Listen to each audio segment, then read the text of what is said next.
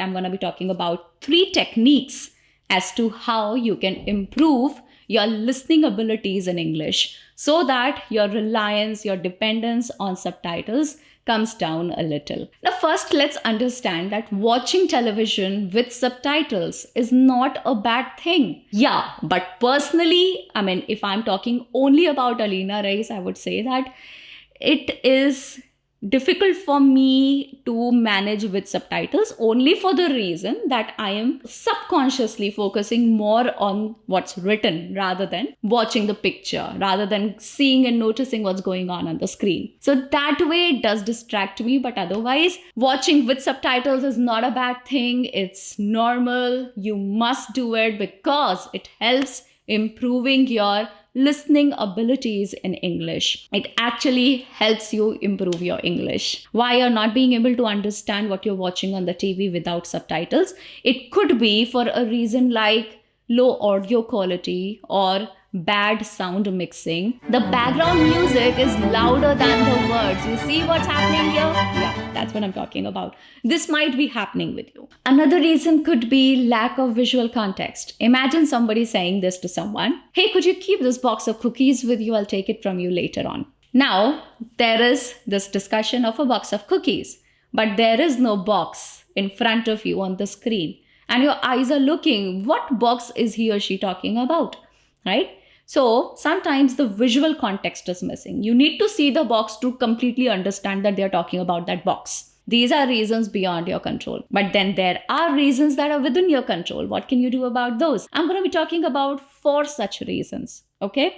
And how to deal with each of these individually. And then I have special super 3 techniques that can help you with your improvement in learning to understand English even without subtitles. Okay, let's start with the reason number 1. Auditory processing challenges. People have difficulty processing spoken language in real time.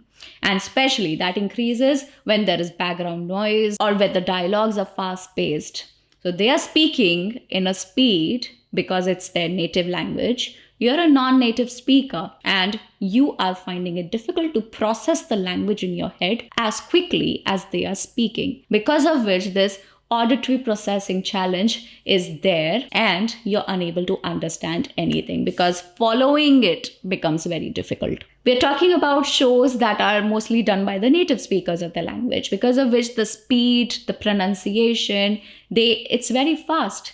And they mix all these words together. They blend them together in a way that for a non-native speaker, it gets very difficult to comprehend. It's difficult to catch pace. It's difficult to understand the nuances. What can you do about the nuances? By nuances, I mean that there are certain way a few things are said, which is not taught anywhere. These are things you pick up while you're learning the language through the native speakers. So when you're watching all these shows, there are going to be a lot of things that you will learn on the way. Like for me, in the beginning, I remember one of my first shows that I started watching in English was Friends. And Friends is a very sweet, fun show, very easy. It's a sitcom. People just enjoy it generally and people watch it several times over. I have watched it at least 4 to 5 times, the entire series. But in the beginning, I will tell you, it was not very easy. Subtitles were totally the reason I was able to watch the show. I was really dependent on them. Now I can, of course, watch them without the subtitles.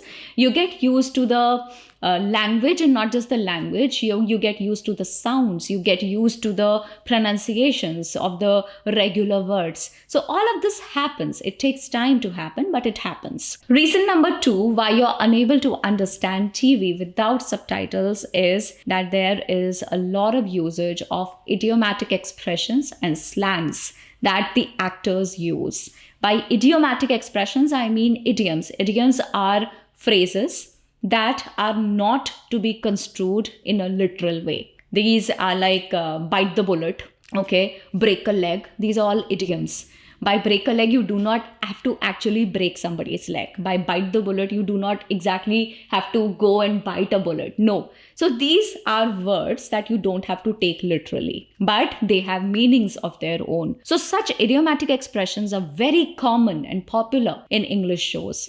And believe me when I say this, when you get a hang of these things and they start repeating, You see an expression for the first time, you look up the dictionary, you understand the meaning. You hear it the second time, you'll be able to recall. Half of the times you'll be able to recall. Half of the times you'll have to go back to the dictionary and re-look it up. And then the third time you hear it, there'll not be a reason for you to pick up the dictionary again, right? So that's how it happens. Now, the problem here is that in the traditional way of teaching English language, these things are not taught. I remember when I was going to school, nobody taught me idioms. I'm very sure I never learned them at school. I learned all the idioms that I learned later on while creating content or watching TV shows. Yeah, I learned a lot while creating content also. A lot of it was new for me, which I learned and made content. And then people learned from me. Now, the thing is that native speakers cannot speak without using these. They will use it. Now, of course, initially, as I said, it's going to take you a little while to understand, and then later you get hang of it. It's very easy later on. Just give it some time, okay? Let's move to point number 3. There are varying dialects and accents. I can name a few. American. Personally, I feel American accent is the easiest after Indian. Of course, after Indian, because Indian will always be the easiest for me. I'm an Indian. But yes, American is my next favorite. American is very easy for me to understand now because I've watched so much content in American English that I don't need subtitles for it anymore. Honest, I don't need it. So American. And after American, I'd say you move on to the tougher ones. British is slightly difficult. Australian is very difficult. They don't speak, they sing sometimes. Americans just speak as it is. They don't drag or pull the words. But British, they pull the words. Australians literally sing the words. So yes, you will get there. Give it some time. Eventually you will develop, but initially it is going to take you time. I'd say you start with any one accent that you're most comfortable in. I'll suggest American. Start with an American show if you have to start with. Number 4, why you don't understand TV without subtitles is because of the cultural differences. Sometimes there are shows that are very specific to a certain region or a certain country or a certain area. Now, I can name a few. The Wire is one of the most celebrated TV shows of the world. But I'm telling you, if you're a beginner, you will not even get through the first episode of the season because it's impossible to understand for beginners. Like, I wasn't a beginner, but when I started to watch that show, it took me very long to get a hang of their language. Their grammar is, I will not call it wrong. It's just different. It's not the typical grammar rules that you've learned. They say things that will not make sense to you because it's very difficult for a beginner. So yes, cultural differences, how can you learn all of them? It's impossible actually. You will have to live in that country. You will have to live in that area to understand all those cultural context. You cannot do that. So how do you get to understand that? It's easy. See, telling you from my own personal experience, when I started to watch The Wire, it has 5 seasons. I am on the 5th season starting now. I've already finished 4 seasons. It's a great show. It's a great show. Now, initially, it was very difficult to understand.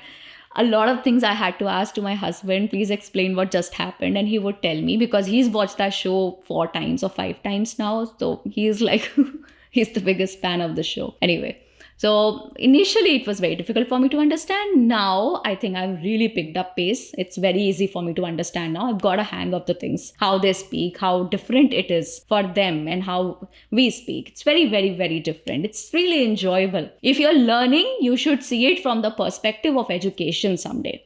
When you are there, of course, it's going to take you time. Give it 3 to 4 episodes for it to develop and grow on you. So yes, you cannot learn all the cultural differences. You cannot learn all the references because there's so many references in all these shows which you will not be able to understand because it's impossible for a human being to understand all these cultural references from all around the world. You're not really a global citizen, right?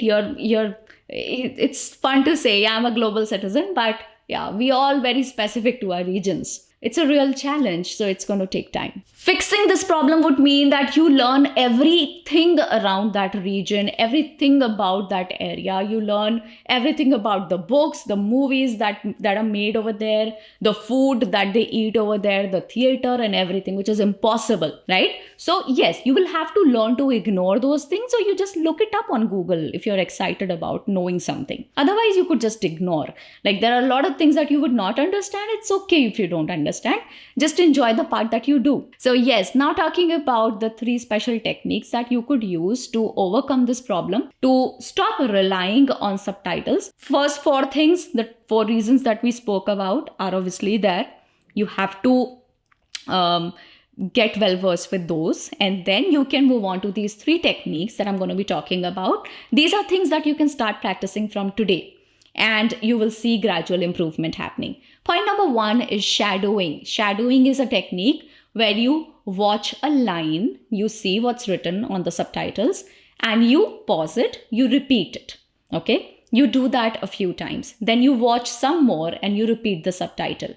So you speak, you shadow the subtitles. You're seeing it on the TV and you're speaking along with it. You could do it just maybe 10 minutes a day. It's a great way to improve your understanding of the language. Another thing that you could do, that I used to do in the beginning, was that you watch something with subtitles, okay? Then you repeat, you go back and you watch it without subtitles. I know it sounds annoying, but understand, the focus is on learning. The focus is not on enjoyment. You're trying to learn something. You're trying to make something easy for you, for yourself. So yes, it's going to take a while, right?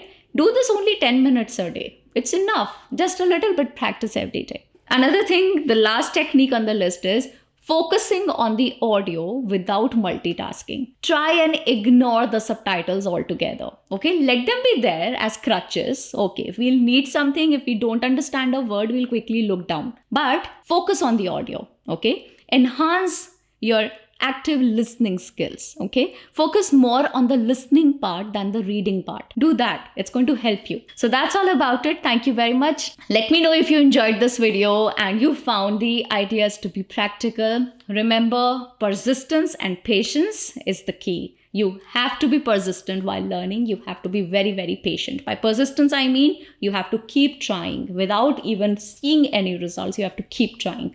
Okay, I'll see you again soon. Please take care of yourself and be back. I'll be posting another video very soon. So take care. Bye-bye.